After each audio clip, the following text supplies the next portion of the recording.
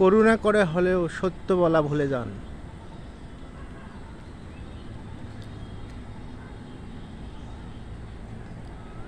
সত্য বলার ক্ষমতা এখন আর কেউ বহন করতে পারে না,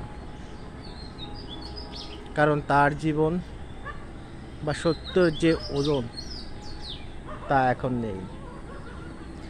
আমরা ছোটবেলায় যে রাখালের গল্প শুনেছিলাম তা এখন তার মধ্যে সীমাবদ্ধ নেই। আপনি যত ঠট বাটপাড়ি করবেন ততই আপনার জীবনে উন্নতি হবে।